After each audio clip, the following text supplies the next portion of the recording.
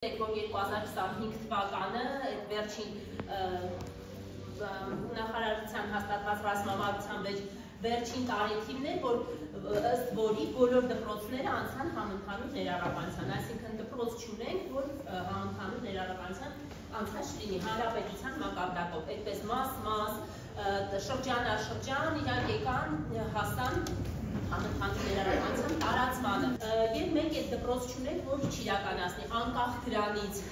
որ դպրոցի տնօրենը ինչ պատասխանում եւ այլն, այդ իրավունք ուղղակի չկա չվերցնելու տվյալ սովորողին։ Եվ աջակցության կենտրոնների մասին, ովքեր մասնագետներ են ուղարկում եւ մեր մասնագիտական թիմը համագործակցում է իրենց հետ եւ միևնույն ժամանակ մենք ենք համագործակցում եւ իրենք մեր սովորողներին սպասարկում են արդեն որպես էլի մեր կառույցները որպես մեր գործընկեր մասնագետներ։ Ուզում եմ անցնել եւ ՀՄԿ-ի հետ համագործակցությունը, ՀՄԿ-ից էլ մի փոքր խոսեմ, կարծում եմ իհարկե ձեզանից գալի մասը գիտի, բայց ՀՄԿ-ն ընդհանուր հոգեբանական կենտրոնը, ով համակարգում է բոլոր տմակների աշխատանքները։ Երևան քաղաքում մենք ունենք 4 տմակ, չէ՞ մերի։ 4 տմակ, մեր 3-րդ տմակն է, մենք կցված ենք 3-րդ տմակին, ըստ շրջանների դպրոցները կցված են համապատասխան տմակների։ Համների այդ վրա է դրված են իրենց համապատասխան, ուրեմն որը ֆեյսբուքյան էջ ունի ֆեյսբուքյան էջը, որը հենց կայք ունի կայքը։ Այստեղ բաց է սեմինարի նյութերը, մտեք նայեք, եւ եթե ընթացքում հարցեր կառաջանա, վաղը մենք էլի ուրեմն հանդիպում ունենք։ Եվ կարող եք այդ հարցերը իհարկե հղել ընկերությունների, նշեցին համապատասխան, որ երբ որ ծնողը հարցնա, որ ինքներդ իրազեկված լինեն։ Այդպես կենտրոն մասում է տեղավորված Քաջազնոնյան 12 հասցեին։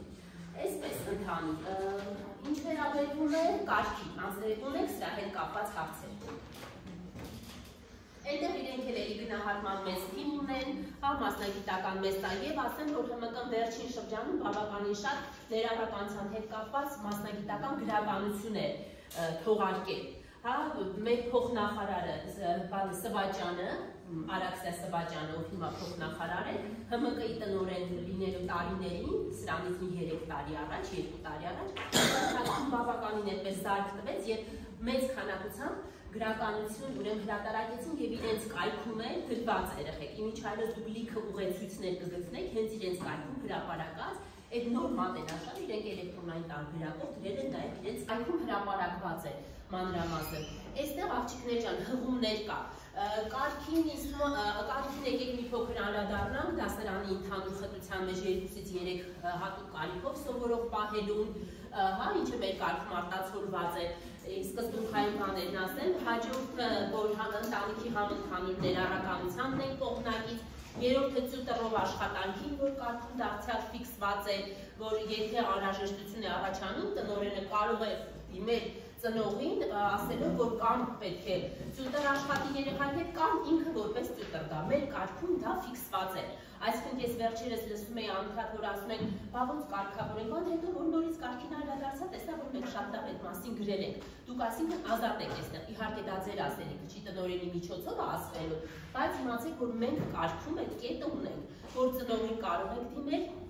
ծուտրի հետ կապված, եւ եթե ծնողը այստեղ ենք հաշվի առել, քանի որ ինքը ֆինանսական բան է իր հետևում, եւ ծնողը եթե ասում է, բայց կներեք, բայց ես ի վիճակի չեմ, որը նորմալ է այդքան վճարելու, այստեղ մենք նույնիսկ կերնենք ծնողը ինքը կարող է լինել ուղեկցող, տեսեք։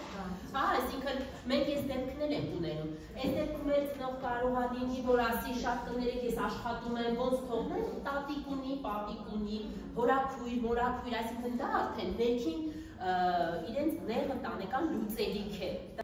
Եվ դասվարը,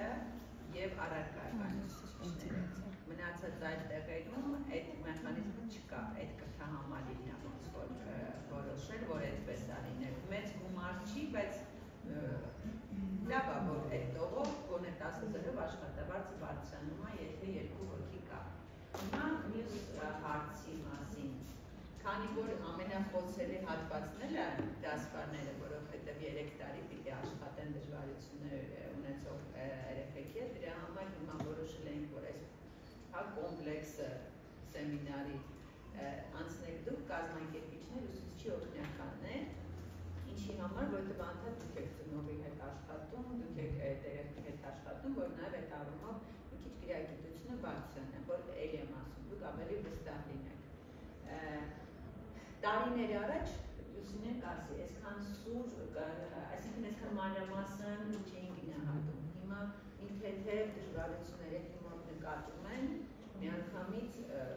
հատված այդ ամբողջ համակարգը նրան, որ երեխային օգնի այդ կրթական կարիքը հաղթահարելու։ Դրա համար պետք է դրան նայել, երբ որ մենք ասենք խնդրող երեխաներ, չգիտեմ ինչի, մենք շատ ենք այդ բառը օգտագործում։ Նույն մասնագետները հաճախ են ներկում, որ ասում են հենց մի քիչ դժվարություն ունեցող երեխա կա, դասկարներին ասում են այս երեխան խնդիր ունի, ուղարկեք գնահատման։ Այդ այդքան հեշտ չի։ Դժվարություններ ու առանձնահատկություններ շատերը ունեն, բայց կան գնահատման հատուկ գործիքներ, որոնք որոշում է այդ երեխան պիտի ծրագիր մտնի, թե չէ։ Ու հիմա ծրագիրը ինչ անում, շատ հաճախ եթե կա դժվարություն, որտեղ պետք է թիմային աջակցություն, որ երեխան այդ հաղթահարի և դուրս գա, դա արվում է ու այդտեղ հենց դասպանների դերն է շատ կարևոր, որ նաև ինչի չէ համակարգի այդ թիմի աշխատանքը։ Աղավի համար օրինակ 40 երեխաներից մեկն է Արամը, իսկ Հասմիկի համար Արամը այդ 20 երեխաներից մեկն է, ում հետ ինքը ամեն օր ինձ մեկ-անց աշխատում է, ավելի սիրելի է, ավելի պատասխանատու պիտի լինի այդ երեխի ամեն մի հաջողության համար, քան մասնագետը, որ շաբաթվա մեջ 1-2 անգամ մտնում խումբ կամ վերցնում երեխային 20 րոպե